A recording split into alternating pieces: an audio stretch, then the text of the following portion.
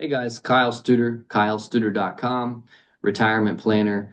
Today I'm going to walk you through an example of our income for life report. This is one of the best concepts I've ever seen for retirement planning.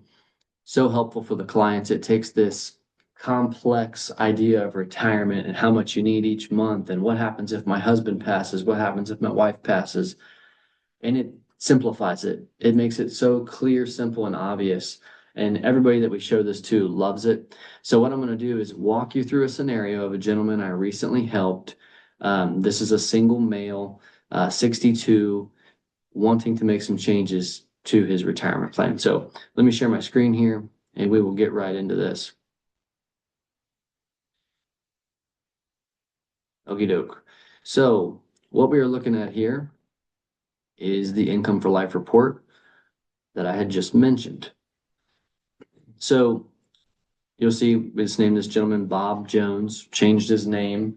The rest of the situation is real. This is what was really going on. So he currently on the income for life report, we generally only show guaranteed income sources. So these would be things like we consider Social Security a guaranteed income source, pensions through work, any personal pensions that we create for a client, which was part of the solution here for Bob, um, guaranteed income sources. So right now, this is Bob's present position. And, Bob comes in, we have meeting one. This occurs meeting two. After we have a conversation, figure out really what he wants to accomplish. We put a plan together, run an assessment, and come back for a second meeting. So what you're seeing here is what takes place at the end of the second meeting. So we've got Bob in the office. We've got this on the big screen TV where he can see it really easy. And we're walking through what we're looking at. So over on the left-hand side, you'll see Bob's age, 62, 63, right? 64, 65. Right now, his present position, he's not turned on Social Security. He does not have a pension through an employer. He has no guaranteed income right now. He's thinking about turning his Social Security on at 67 or 70. Kind of that's where his head was at when he came to see me. And he's currently withdrawing about $6,000 a month gross from his investment account. In this example, we'll say it's Fidelity.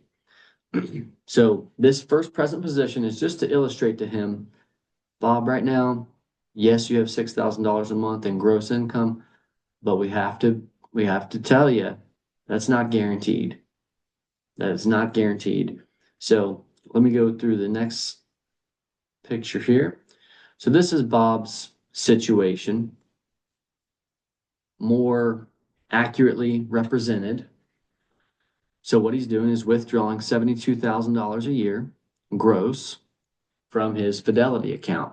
He's got about $1.1 million in his investment account, and this is what he's pulling out. And his plan currently is to withdraw this money. He wants about $5,000 a month net, and he wants to withdraw that for the next 5 years until he kicks on Social Security at 67. Okay, so when our clients come in, we have them bring in an estimated benefits page from Social Security. You can get this on ssa.gov and see your estimated payouts, what your Social Security would be at 62, 63, 64, 65, so on and so forth. So Bob's here would be just about $40,000 if he waited until 67. Okay, so this is his current plan. So a couple things to note. Bob's number one thing is he wants to have about $5,000 a month. And as far as legacy, leaving money behind, he does have some family that he's got in mind, a particular beneficiary. That's part of the puzzle, but it's not the main driver. He's not trying to maximize what he leaves behind. It's important, but it's not absolutely vital. So he wants a bulletproof retirement plan first, and then when his day comes, anything that's left, he would like to be left to his family. So I bring that up for a reason here.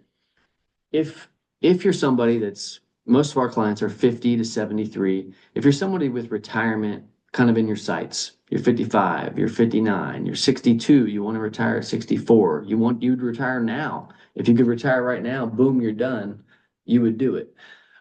If you're that person, think about this. So let's break this down to three buckets of money. One, two, three. Okay. Well, two buckets of money, really. Here, the thing about the Social Security is, yes, if you wait to turn it on, and sometimes that's the right answer. Every case is different.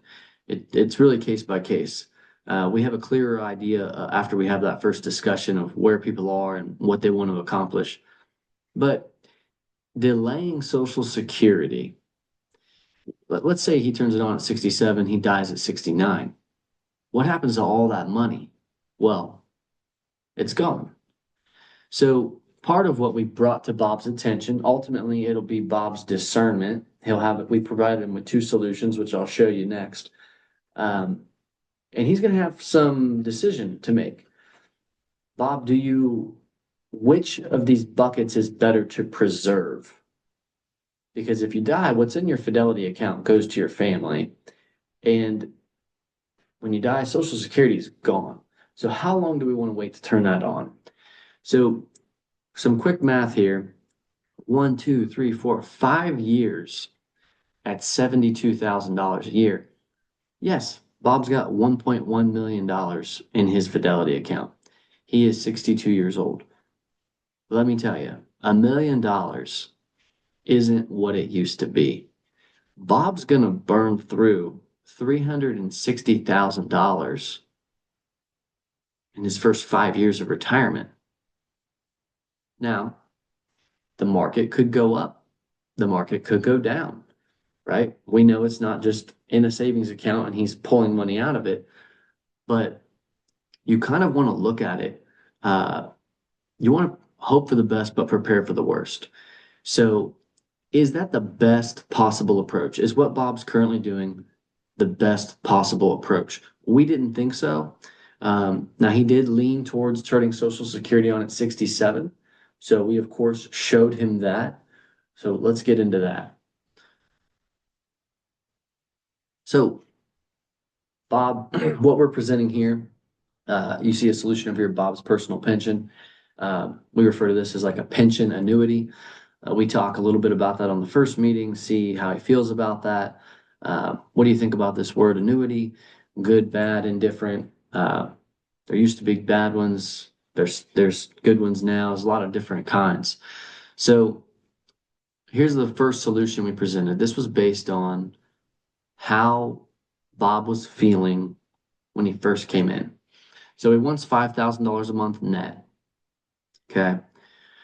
He wants to wait till 67 to turn on Social Security. So the first thing we did was, hey, Bob, what's your breakdown on these accounts here? And your Fidelity, your 1.1 million that you're living off of, what's your ratio? How much risk are you taking? If the market goes down 30% tomorrow, how big of a blow is that for you?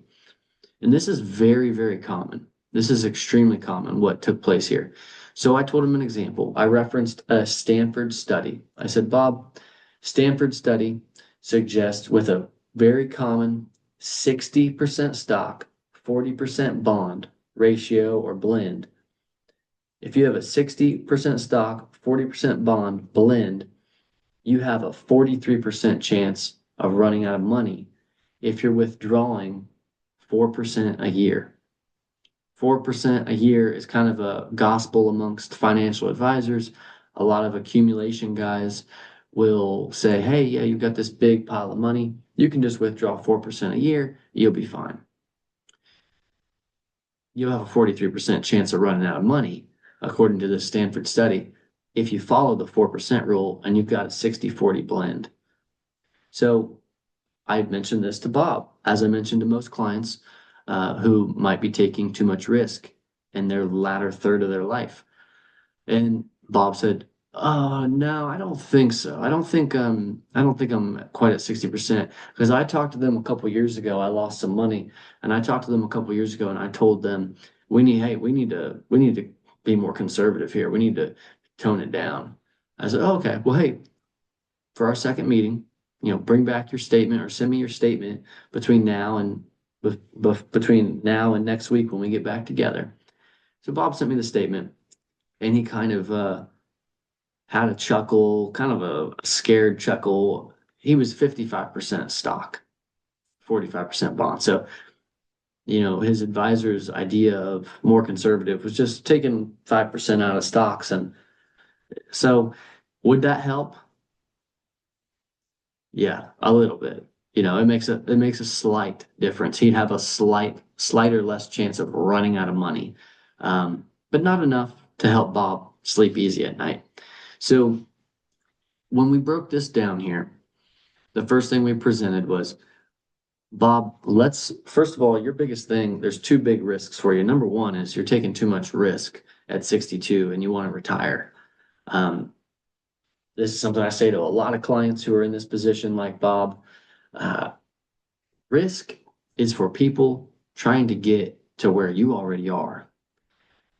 Another way of saying this is, why put yourself in harm's way if you don't need to?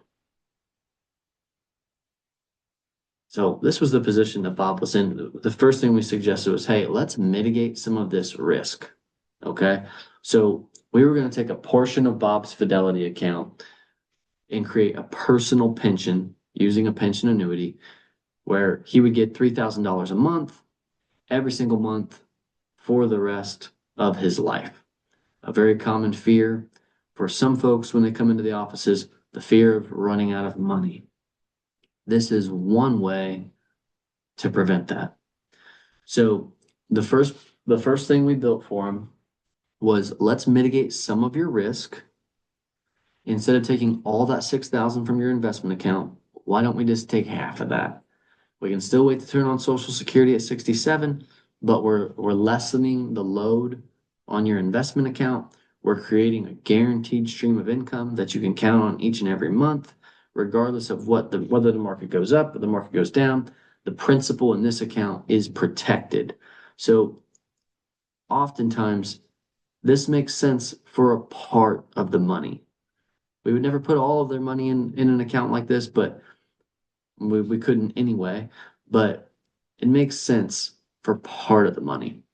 So what this does is, instead of Bob spending through $360,000 in his first 5 years of retirement, we're going to lighten the load. It's going to be about $180,000. We're creating a personal pension for Bob. And then once he turns on his Social Security, he's only got to have these investments to live off of for the next 5 years. Then we won't have to withdraw from them every single month. Okay. So there's a 5 year period with this solution where he would continue to draw out money from his investment account each and every month. When he gets to 67, when he thinks he wants to turn on Social Security, then the Fidelity withdrawals would stop. Whatever's left in the Fidelity account, he could let that ride, let it grow. Market exposure is great. Market exposure is how he got to 1.1 million. But the thing is, when you're 62 and you want to retire, if you take a 40% hit on your account and then your spouse or you yourself get sick, $1 million is not what it used to be. You can bleed, we've seen people bleed through $3, $4, $5 million faster than you would ever believe. So in this scenario here, we would create a personal pension, mitigate some of the risk. He would continue to withdraw the $3,000 a month from his Fidelity. At 67, his income, he would be at that $5,000 mark or more of net income with guaranteed income sources. So this was solution one. Bob, here's what we would propose. And in 5 years, you have your $5,000 a month based on guaranteed income sources for the rest of your life. Okay, this was solution one. Let's jump right into solution two. And by the end of the conversation, I think this is where Bob was leaning. So in this solution, you can see this is really where I wanted to talk about the buckets of money. So let's say one, two, three buckets of money, right? If you die, this bucket of money is gone. Social Security is gone. Bob's personal pension, anything left in the account, principal plus interest, plus any bonus he may have received, depending on the pension annuity we select, anything in the account is left to the family. So if it's a married couple, if Bob dies, Sally continues to receive that payment. Sally dies, Bob continues to receive that payment for the rest of their life. When they both die, anything left in the account, principal plus interest and any bonus, goes to the children or whoever they designate as their beneficiary, maybe a trust in some cases. So in this example, we say, Bob, let's just look at this. Nothing. Of course, it's up to you. It's going to be up to your own discernment, what you feel most comfortable doing. So if we turn on Social Security right now, Bob, yes, it would be about $10,000 less a year in income. We have the personal pension that we set up here, the $3,000 a month. Now, an important thing to note is, I won't get too far into the weeds, but his Social Security won't be taxed. Let's go back to the last solution. If he's doing this here, withdrawing from his Fidelity account and withdrawing income from his qualified account, which was an IRA. So he'd pay taxes on this money. He'd pay taxes on both of these streams of income. Over here, he will not pay tax on his Social Security. He will pay tax on his personal pension and this small amount from his Fidelity. So he would pay less tax, perhaps ending up about in the same spot in net income because he's going to pay less tax. So Social Security, let's turn on Social Security right now, Bob, because this is the account that is least valuable to preserve. Now, again, this isn't the main driver, but it's something that hadn't occurred to Bob and he found valuable. If we're going to preserve a bucket of money, which one should we preserve? Well, should we really wait 5 more years or 8 more years to turn it on? So we'll see. In this case, we thought it made more sense to do this. Let's get you on guaranteed income right now with your personal pension that we set up for you, Social Security. Just with these two numbers, you're almost at your goal. Now, if you really wanted to fill in and have that little bit of extra income, then you could pull this 6,600 from your Fidelity account to get you to the same $6,000 a month. Okay? So what this does is immediately Bob's monthly income is almost all guaranteed based off of all guaranteed sources of income. His Fidelity right now, he doesn't need to deplete $360,000 of it. He doesn't need to deplete $180,000 of it. He can pretty well leave it alone and let it ride. So if your money doubles every 7 to 10 years, this setup here, solution two, this allows Bob to weather the storm and to not be freaking out if the market goes down 30% because he knows what he needs to pay the bills, what he wants to live comfortably for him as a single male is $5,000 a month of net income. He can do that right now based on guaranteed income sources with Social Security and his personal pension that we help him set up.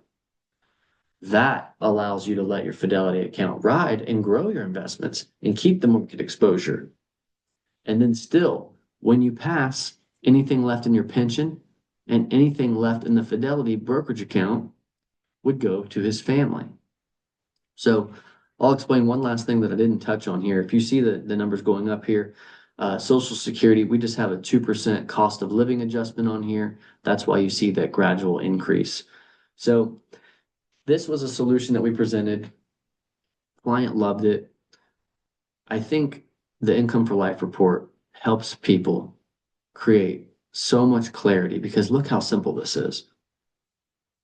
I take 3 seconds to explain to them what they're looking at, and they love it. They see their annual income, they see their age over here, they see when they could turn on different incomes. It just makes it clear, simple, and obvious. So if you think this would be helpful for you, go to our website, kylestuder.com, do a little bit of reading, see if it sounds like we may be a fit.